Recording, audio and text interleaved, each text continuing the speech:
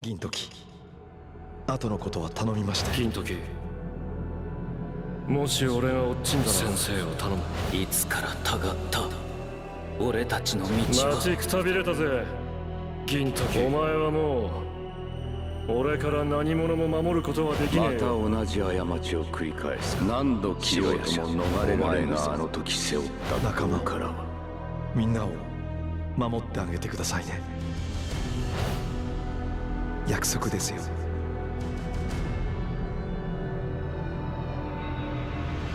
銀時。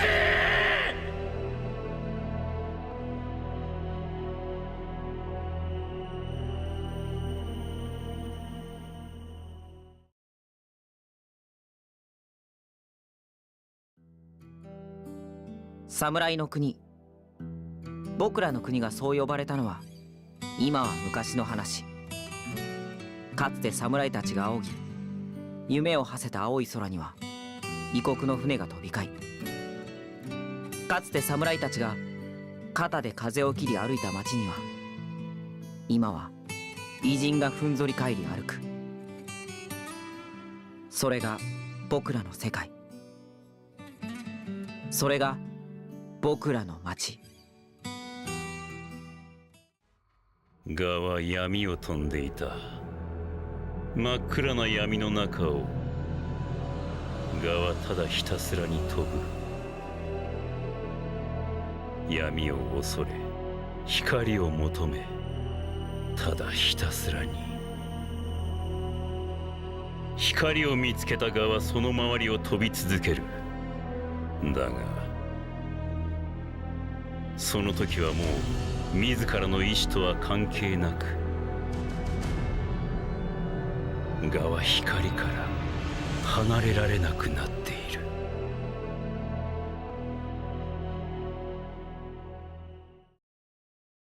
ちょいと失礼。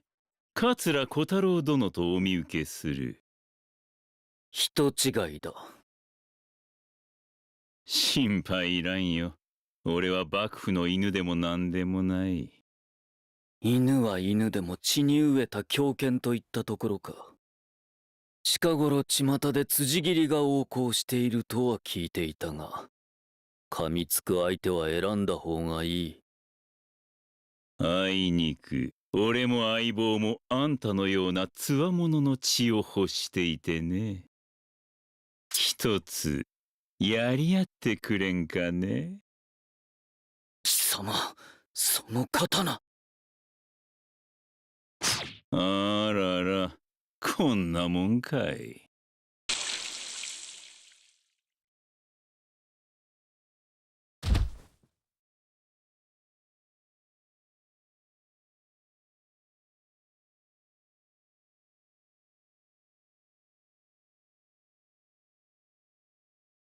ある日、よろず屋に珍客が訪れた。桂の相棒エリザベスである。別件で依頼が入った銀時はエリザベスを神楽と新八に任せ出かけてしまう。依頼は刀鍛冶を営む兄弟哲也と哲子からだった。依頼内容は何者かに盗まれた名刀紅桜を取り戻してほしいというもの。紅桜は兄弟の父陳鉄の打った刀で関わる者の魂を吸う妖刀と呼ばれていた。一方その頃エリザベスは行方不明の桂を探していることが判明する。桂が辻斬りにあったのではないかと危惧するエリザベス。新八と神楽は手分けして桂と辻斬りの捜索を開始する。その夜、忽然と姿を現した辻斬りに襲われる新八とエリザベス。あわや辻斬りに切られかけるが、間一髪のところで銀時が助けに入る。辻斬りの正体は人斬り二蔵の異名を持つ盲目の侍岡田二蔵であった。桂を切ったと言い放つ二蔵に業を煮やす銀時。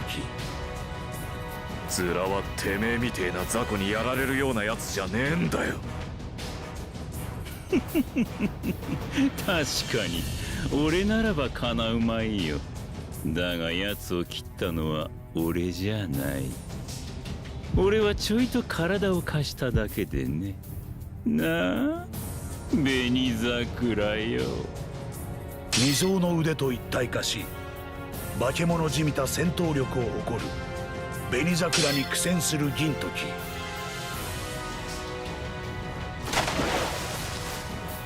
ついには刺されて重傷を負い、絶体絶命の危機に陥ってしまう。重傷の銀時にとどめを刺そうとする二蔵。その窮地を救ったのは新八だった。騒ぎを聞きつけた同心が集結し、片腕を失った二蔵は遁走する。銀さん、しっかりしてください銀さん。新八、おめえはやればできる子だと思ってたよ。銀さん、銀さん。二蔵との戦いで銀時が重傷を負ったその頃、貞治と共に桂を探す神楽は怪しげな船を発見する。船に桂が囚われていると睨んだ神楽は単身船に忍び込む。船は過激派上位浪士高杉晋介率いる騎兵隊のアジトだった。浪士集団を相手に奮戦する神楽だが拘束されてしまう。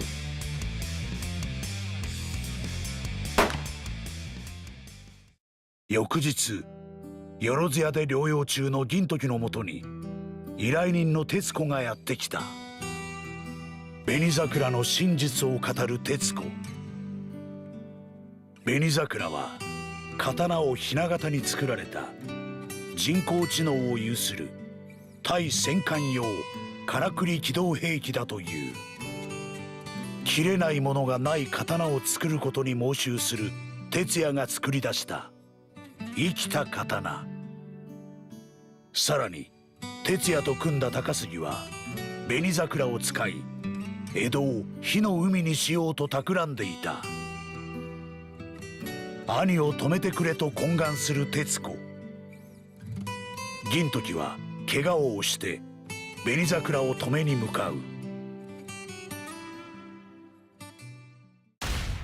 時同じくして桂の敵討ちを掲げる上位志士と高杉一派の全面戦争が勃発する。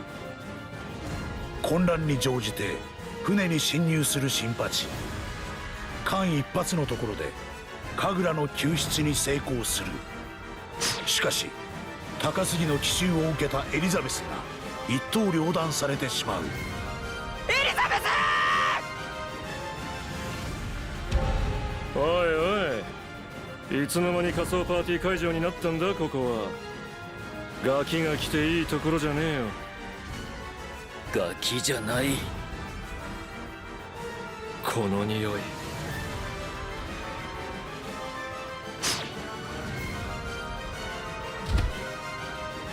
桂だ。おいおいおい、なんかもう追っ始まってやがら。俺たちが行く前に片付くんじゃねえの。おい、使い込んだ紅桜は一振りで戦艦10隻の戦闘力を有する。あんなもので止めるのは無理だ。こいつを。徹子は自分の撃った刀を銀時に託す。銀時たちは援軍に向かうエリザベスの船に乗り戦場へ赴くのだった。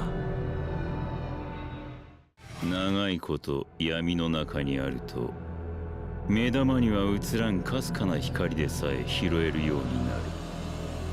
そいつが人間の放つものだと知ったのはいつだったか。線香花火のように人間もまた消えゆく時、ひときわ大きく美しい花を咲かす。だが稀にこいつを生きながらに背に読む輩がいる。その光はひどく不安定で攻撃的で、そして悲しい色を帯びていた。知ってか知らずかその光に惹かれ人が集まる。そう、まるで蛾のように。だが一度あの光を見て、もう闇の中に戻ることは俺にもできなかった。俺も立派な蛾だ。再びかがり火を失うことを恐れるが、そして激しく燃えるかがり火に飲まれまいと必死に抗うが、かがり火を指針に舞うが、どこもかしこも蛾だらけだ。だが虫けらに混ざって妙なのが一匹。こいつは蛾なんかじゃない。ひどく分かりづらいが確かにかすかに光が見える。そう、例えるなら刀。鞘から抜き放たれた鋼の刃、鋭く光る銀色だ。だがどうしてかな、ど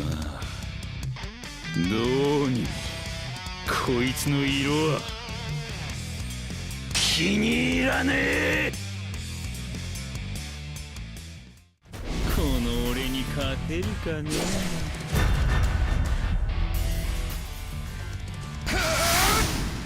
目障りなんだ、邪魔なんだよ。覚悟はいいな。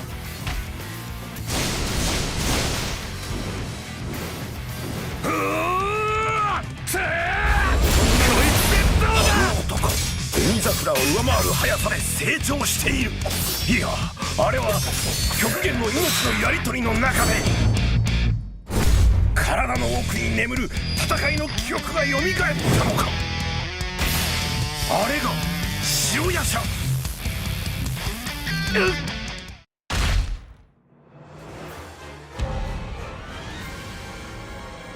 完全に紅桜に侵食されたようだな。あれこそ紅桜の完全なる姿、あれこそ究極の剣。ギーさん、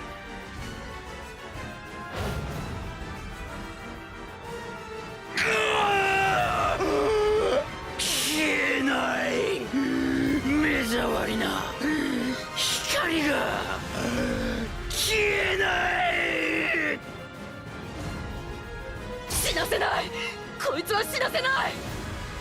これ以上その剣で人は死なせない。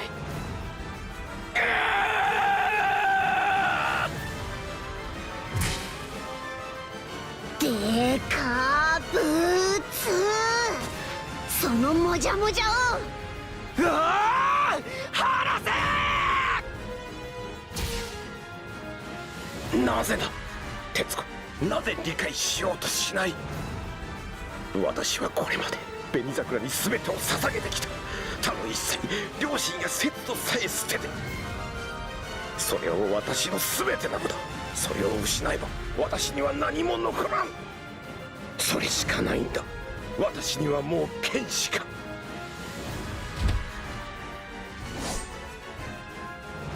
鉄子、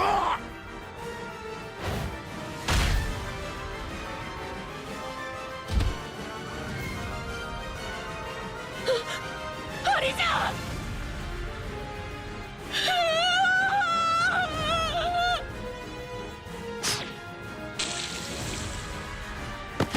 ギーさん、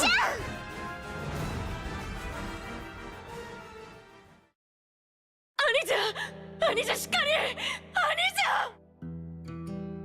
そういうことか。剣以外の余計なものは捨ててきたつもりだった。だが最後の最後でお前だけは捨てられなんだか。余計なもんなんかじゃねえよ。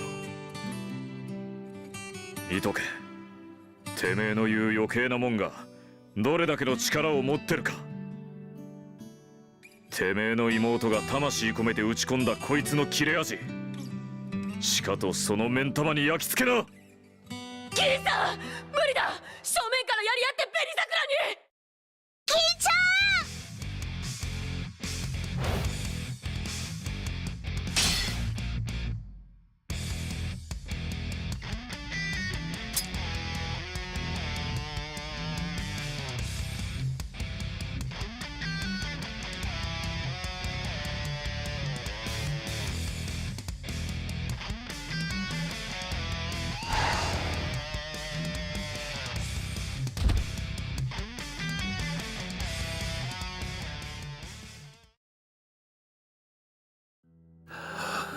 どうやら私はまだ打ち方が足りなかったらしい。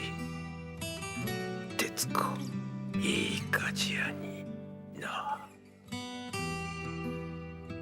聞こえないよ、兄者。いつもみたいに大きな声で言ってくれないと聞こえないよ。高杉、俺はお前が嫌いだ。昔も今もな。だが仲間だと思っている。昔も今もだ。いつからたがった俺たちの道は。何を言ってやがる。確かに俺たちは始まりこそ同じ場所だったかもしれねえ。だがあの頃から俺たちは同じ場所など見ちゃいめえ。どいつもこいつも好き勝手点でバラバラの方角を見て生きていたじゃねえか。桂はかつての仲間である高杉の説得を試みていた。しかし高杉の意志は固く、話は平行線をたどる。そこに襲来する宇宙海賊春雨。高杉はアマントと手を組んでいたのだ。ようゼラ、どうしたその頭、失恋でもしたか。黙れイメチェンだ。武装したアマントに包囲される銀時たち。万事休すと思われたが、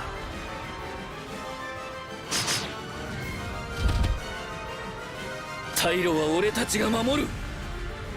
行け。あれが坂田銀時と桂小太郎。強い。切ってしようてもらいたいものだな。銀時。ああ、世のことというのはなかなか思い通りにはいかぬものだな。国どころか友一人変えることもままならんわ。お前は変わってくれるなよ。お前を切るのは骨がいりそうだ。まっぴらごめん被る。ゼラ、お前が変わった時は俺が真っ先に叩き切ってやら。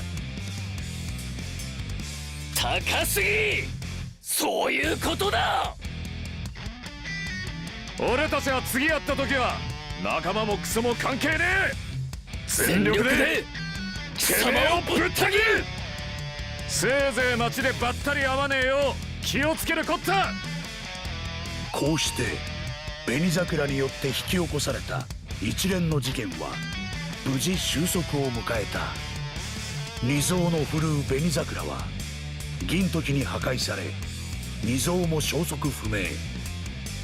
製造中だった他の紅桜も船の爆発により全て消失した。江戸を火の海に遷とする高杉の企ては未然に防がれたのであった。紅桜の事件で銀時が桂の手助けをしたとの噂を聞きつけた土方。新八の道場で療養中の銀時を山崎に調査させる。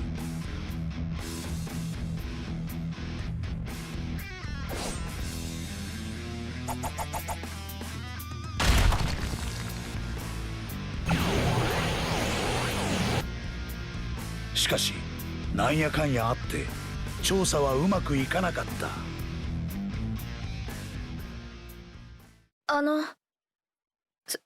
すいません。銀さんいますか？ここに銀さんがいるって聞いてきたんだけど開かなくって。じゃあせめて言づてを。私いろいろあったけど今は元気にやってます。本当にありがとうって。